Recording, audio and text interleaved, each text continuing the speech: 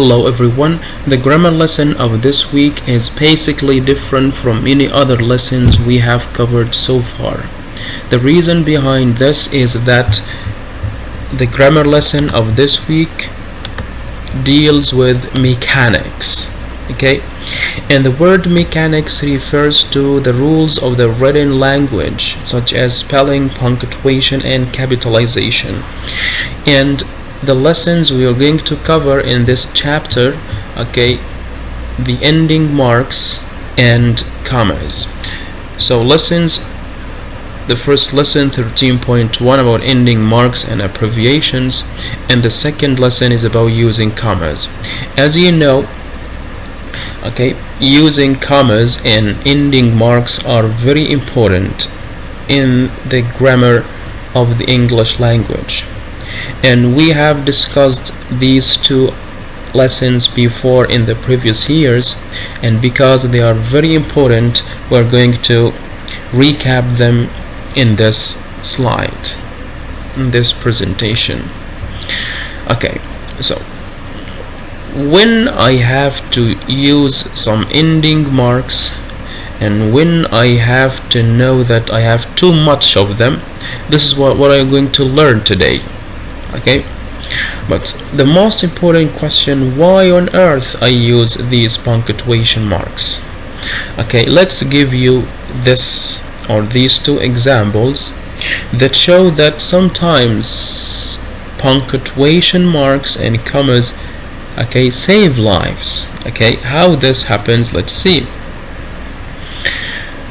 The first example says Jacob likes cooking his family and his dog.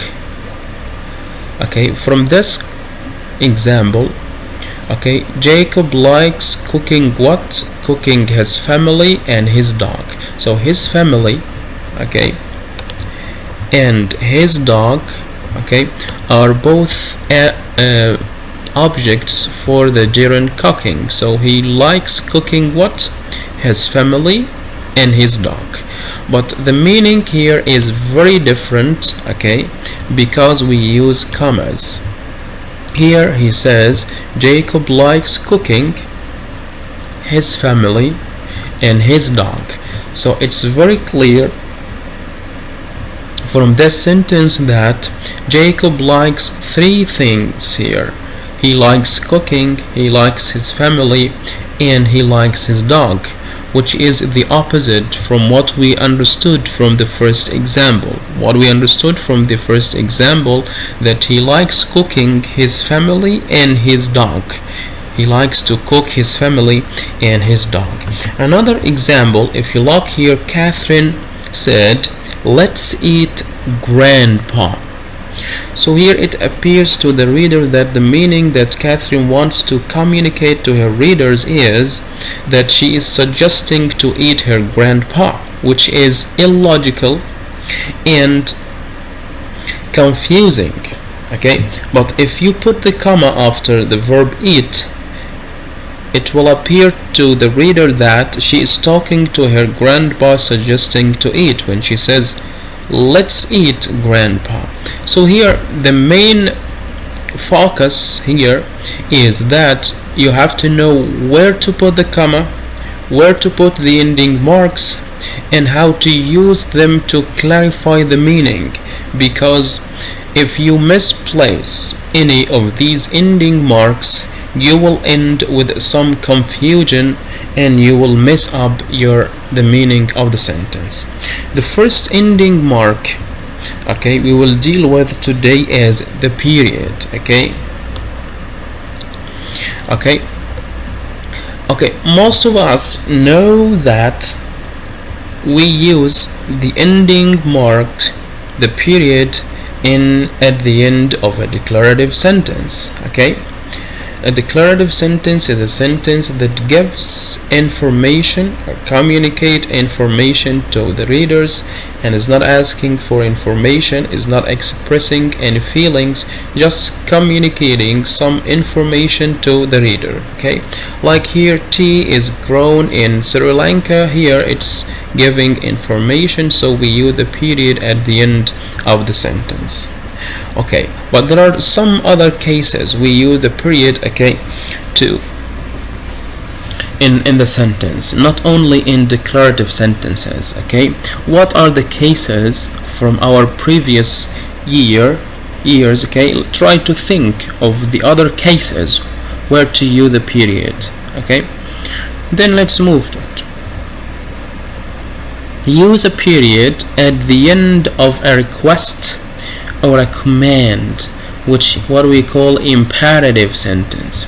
An imperative sentence gives a command or an order to the listener. Okay, if you look here and say please call the police, here are giving a command or an order, so we use, okay, again the period. Okay, the same here. Insert the following steps in your essay. Here you are asking an order to the listener. Okay, so here again the second case of using a period is to use it in the imperative sentence, and make sure that here the imperative sentence is not communicating a strong feeling to the reader, because if it communicates a strong feeling to the reader, it will end with another ending mark that we will see, okay, in this presentation.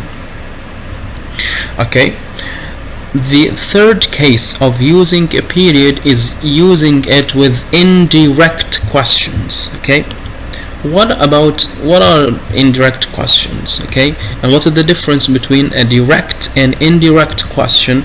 Let's see this. Do you like the show? This is a direct question that asks for information.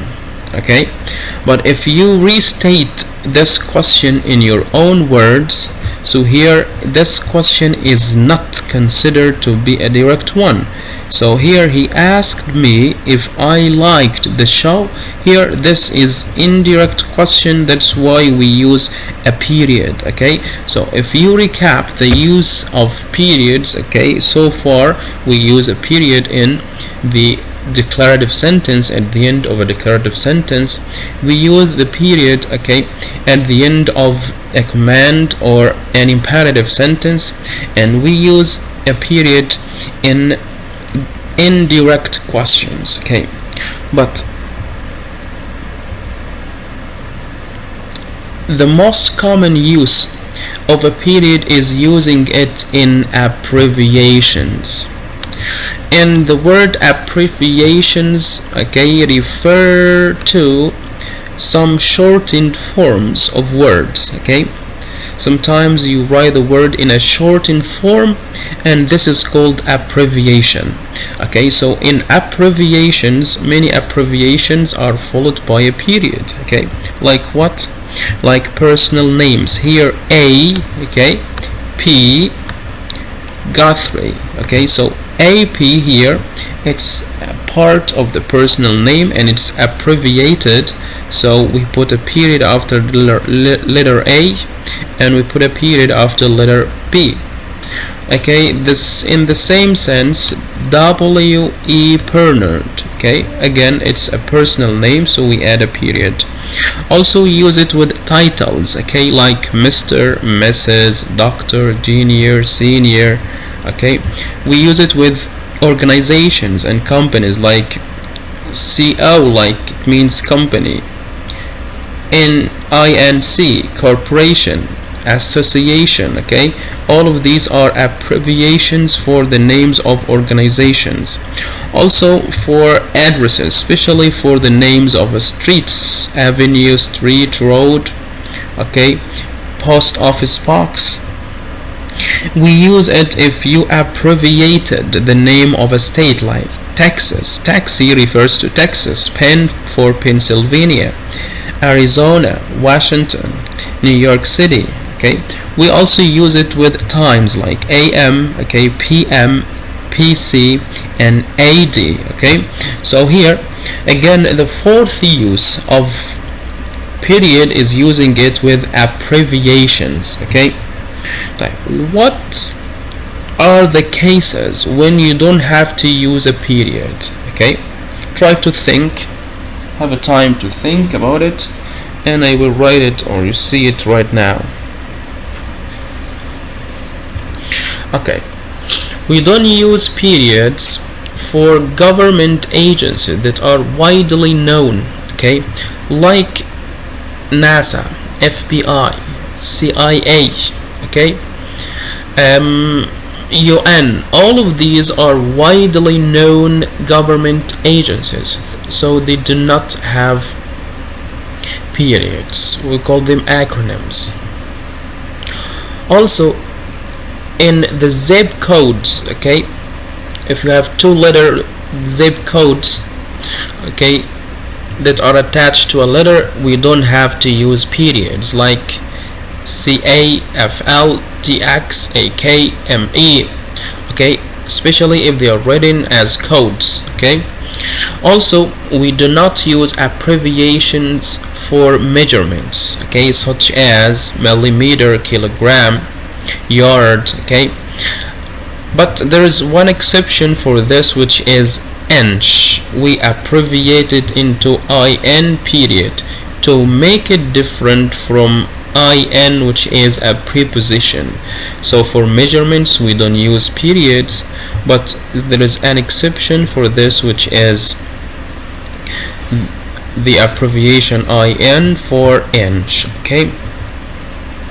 Now, what about if I have an abbreviated word at the end of a sentence, okay, which is a declarative one? I have to put the period for the abbreviated word and a period for the end of the declarative sentence, or one period is enough?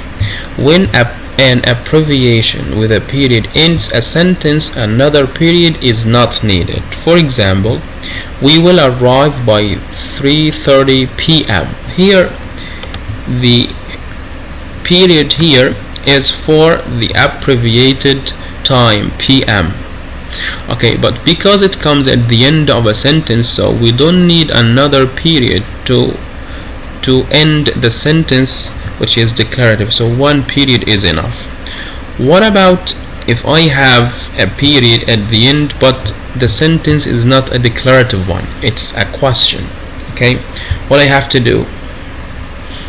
Okay, of course we need the question. So here, can you be here by 3:30 p.m.? This period is for the abbreviation, and because it's a question, we add a question mark. What about if it's an exclamatory sentence? Okay, again we add the other exclamatory, okay, mark. So here, only if the sentence is a declarative one and it ends with an abbreviated word, so we don't have to add another period, so one period is enough. If it ends with a question or an exclamation mark, so you have to put it at the end of a sentence, even you have a period for the abbreviation.